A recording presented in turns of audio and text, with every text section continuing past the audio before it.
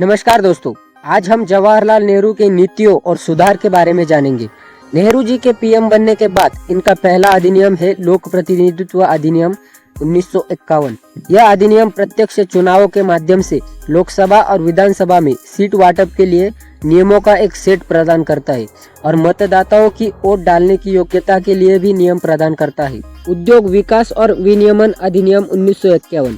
यह अधिनियम छोटे और मध्यम उद्योगों के विकास और विनियमन का प्रावधान करता है। विशेष विवाह अधिनियम 1954।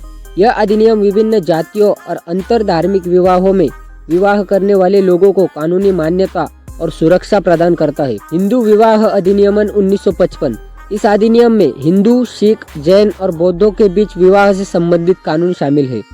नागरिकता अधिनियम 1955। यह अधिनियम भारतीय नागरिकों और विदेशियों दोनों के लिए नागरिकता के अधिग्रहण और हानि के लिए नियमों का एक सेट प्रदान करता है।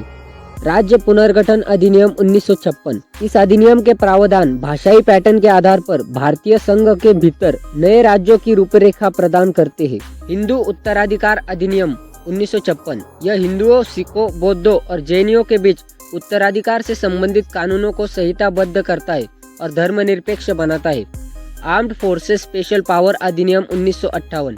इस अधिनियम के प्रावधानों ने भारत के विवादित क्षेत्रों में तैनात सशस्त्र बलों को निरंकुश शक्तियां प्रदान की। दहेज निषेध अधिनियम 1961। इसका उद्देश्य दहेज की बुरी प्रथा का उन्मूलन करना है, जिसका अर्थ है शादी के वादे के साथ किसी भी संपत्ति या मूल्यवान वस्तुओं का आदान प्रदान।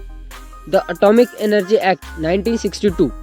इस अधिनियम का उद्देश्य भारत के नागरिकों के कल्याण के लिए परमाणु ऊर्जा का विकास, नियंत्रण और रखरखाव करना था। राजभाषा अधिनियम ऑफिशियल लैंग्वेज एक्ट 1963।